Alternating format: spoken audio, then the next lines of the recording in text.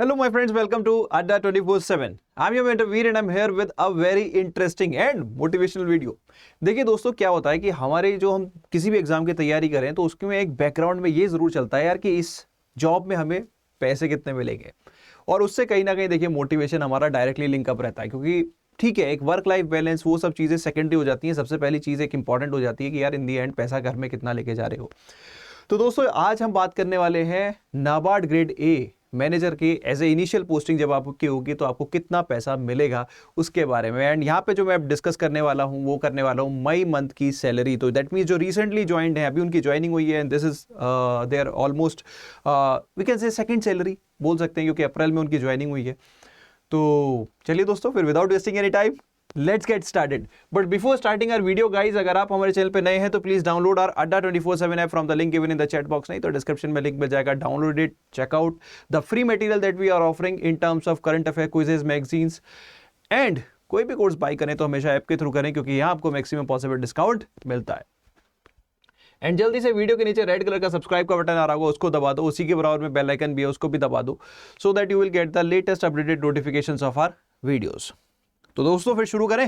देखिए क्या है, NABARD is again one of the best banking job में। देखिए सैलरी तो एक अपने आप में एक ठीक है, एक इंपॉर्टेंट पैरामीटर रहता ही है, बट अगर मैं ऑनेस्टली बात करूं, it is one of the best job in the banking sector. RBI को छोड़ के, आरबीआई इज ऑफ कोर्स, क्योंकि वहां पे रिक्रूटमेंट एक लेवल ऊपर होता है, लेकिन नाबार्ड और आरबीआई के बीच में अगर हम एक कंपैरिजन करें तो देखो जो पे पर्क्स अलाउंसेस आरबीआई में होते हैं सेम लेवल पे सेम ही नाबार्ड में होते हैं, क्योंकि NABARD used to be the subsidiary of RBI. तो एचआर पॉलिसीज भी वैसी आरबीआई जैसी हैं, बस क्या है कि नाबार्ड एक level low, NABARD grade A assistant managerial level पे रिक्रूट करता है, और RBI grade B managerial level पे रिक्रूट करता है। तो यही एक छोटा सा डिफरेंस है जिसकी वजह से इनकी सैलरी में डिफरेंस आ जाता है। अदरवाइज वर्क लाइफ, पे पर्क्स, अलाउंसेस सब कुछ ऑलमोस्ट सेम है, ठीक है, लेकिन वो लेवल का जो डिफरेंस है उसकी वजह से वो चेंज हो जाते हैं, ठीक है। तो ऑलरेडी मैं आरबीआई की रिगार्डिंग वीडियो बना चुका हूं, अगर आपने नहीं देखी है तो प्लीज चेकआउट माय प्लेलिस्ट, वहां आपको जरूर मिल जाएगी। मूविंग टू दी नाबार्ड, क्योंकि देखिए नाबार्ड का नोटिफिकेशन एज ऑफ नाउ मैं कंफर्म तो नहीं कर सकता, because my sources are not confirming yet. जैसी कोई कंफर्मेशन आएगा मैं आपके साथ शेयर करूंगा। बट अगर हम मार्केट सोर्सेज की तरफ जाए तो हाँ, पॉसिबिलिटी तो है, क्योंकि हर साल जुलाई में नोटिफिकेशन आता है, तो पिछले 2-3 साल से ट्रेंड चल रहा है, तो इस साल भी एक्सपेक्टेड है। तो अगर आप प्रिपरेशन करना चाहते हो तो do not waste the time. Coming to this salary slip,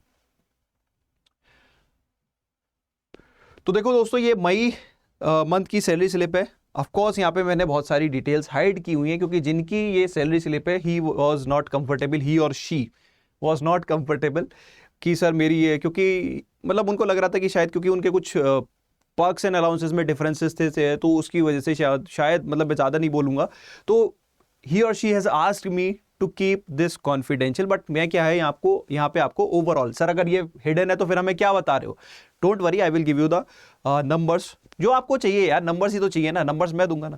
तो देखो आपकी जो स्टार्टिंग बेसिक सैलरी रहेगी वो 44,500 रहेगी। उसके बाद डीए अलाउंसेस जो कि आपका चेंज होता रहता है, ठीक है, इन्फ्लेशन के बेसिस पे, एंड ऑन एंड ऑल यहाँ पे डिफरेंट तरह के अलाउंसेस होते हैं, एलसीए, ग्रेड, स्पेशल, एलसीसी, मतलब बहुत सारे अलाउंसेस है, जिससे आपकी ग्रॉस सैलरी जो बन जाती है वो 95-96,000 के अराउंड हो जाती है। मैं एक बार लिख देता हूँ, ठीक है, यहाँ पे देखिए 9 दिख रहा होगा, मैंने जान के हाइड किया हुआ है, ठीक है। 95,000 से मतलब 95 से 96,000 के बीच में आपकी यहाँ पे अप्रोक्सीमेटली ग्रॉस सैलरी हो जाती है।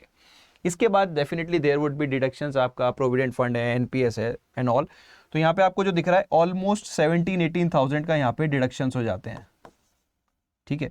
तो 96 माइनस 17, अगर यहाँ पे आपकी टोटल ग्रॉस सैलरी देखें तो ऑलमोस्ट 95,000 समथिंग, एंड यहाँ पे डिडक्शन 17,000 समथिंग।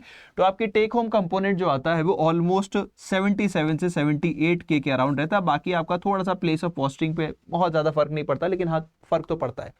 तो अप्रोक्सीमेटली आप ये मान सकते हैं कि 78,000 या ऑलमोस्ट, अगर आपकी मुंबई वगैरह में पोस्टिंग हो जाए, ठीक है, तो 80,000 या फिर मतलब यही मान लीजिए कि 77,000 तो मिनिमम आपका टेक होम कंपोनेंट रहेगा, ठीक है।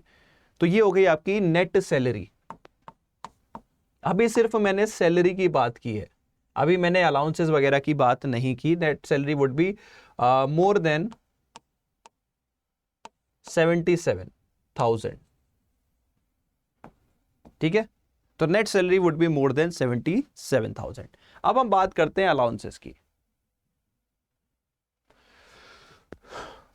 तो देखो ये वो स्क्रीनशॉट है जिसमें उन्होंने मुझे डिटेल्स दी थी। यहाँ पे भी मैंने इन्फॉर्मेशन जान के हाइड की हुई है क्या पता कोई डिटेल्स निकाल ले, बिकॉज देखो नए नए बच्चे होते हैं तो एक डर तो रहता है यार, नई जॉब है, तो for that I am keeping everything confidential. जब वो कंफर्टेबल नहीं है, भले ही हमारे स्टूडेंट हो, तो we will also be not comfortable in presenting their confidential information, but जितना आपको प्रेजेंट कर रहे हैं आफ्टर ऑल द डिस्कशन ही कर रहे हैं, ठीक है।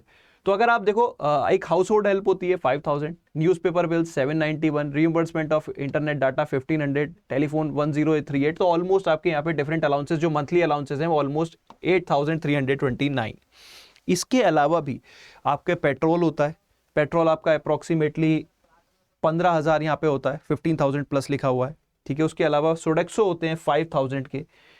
इसके अलावा भी then there are multiple allowances which are being paid annually. For example medical और ब्रीफ केस 25 के, इसमें आपका आई थिंक एक और कंपोनेंट है जो मैं भूल रहा हूँ, यस बुक ग्रांट अलाउंस भी इसमें इंक्लूड हो गया है। Medical, brief case and book, वो एनुअल जो है वो आपका 25 के है। स्पेक्टिकल्स के लिए एनुअल दी आपको 9 के मिलते हैं। एलटीसी जब आप प्रोबेशन आपका कंप्लीट हो जाएगा उसके बाद मिलना चालू होता है, and it is for you, your wife and dependents 15 के ईच, ठीक है। तो आप काउंट कर सकते हैं। तो ये एलटीसी आफ्टर प्रोबेशन है, तो अभी इसके बारे में बात नहीं करेंगे। अभी जो इनिशियली आपका रहेगा, देखो 77,000 आपकी सैलरी हो गई, प्लस ऑलमोस्ट 8,000 ये हो गए, प्लस 15,000 आपके पेट्रोल हो गया प्लस, ठीक है। And then there would be 5K of Sodexo, तो ये 20K कर लेते हैं, ठीक है। तो 28 प्लस 77 आई थिंक 1,05,000, अगर मेरी कैलकुलेशन सही है, नहीं तो आप मेरे को करेक्ट कर दीजिएगा। एक जीरो शायद मैंने कम लगाया है, नहीं सही लगाया है, ठीक है। तो 1,00,000 ऑलमोस्ट 5,000, तो 1,00,000 से ऊपर आपके यहाँ पे मंथली सैलरी आपका टेक होम कंपोनेंट रहता है, विच इज क्वाइट गुड। एक और जॉब है जो इसमें इससे ज्यादा मिलता है, वो है आरबीआई, ठीक है। तो एज ऑफ नाउ आरबीआई, क्योंकि वो एक ग्रेड बी लेवल पे है, वहां पे आपका अगर मैं डिफरेंस बात करूं, जैसे यहाँ पे आपकी ग्रॉस सैलरी 95 थी, तो वहां पे ग्रॉस सैलरी 124-125 के अराउंड आती है, और टेक होम का जो सैलरी आती है वो 95,000 के अराउंड आती है, ठीक है। और वहाँ पे फिर अलाउंसेस आ जाते हैं 20-30K के, तो यहाँ पे भी ऑलमोस्ट सेम ही अलाउंसेस हैं। यहाँ पे अगर हम अलाउंसेस देखें तो ऑलमोस्ट 30,000 है, वहाँ पे 35,000, 36,000 के आसपास, 40,000 के आसपास आ जाते हैं। तो सैलरी देखिए वहाँ पे डिफरेंस है, क्योंकि वहाँ पे आप मैनेजरियल लेवल एक लेवल ऊपर है। तो देखो यहाँ पे भी नाबार्ड क्या है, देखिए अगर आप आरबीआई की तैयारी कर रहे हैं या कर चुके हैं, तो आरबीआई पे फोकस रहिए, क्योंकि नाबार्ड की almost 60-70% preparation is same as RBI.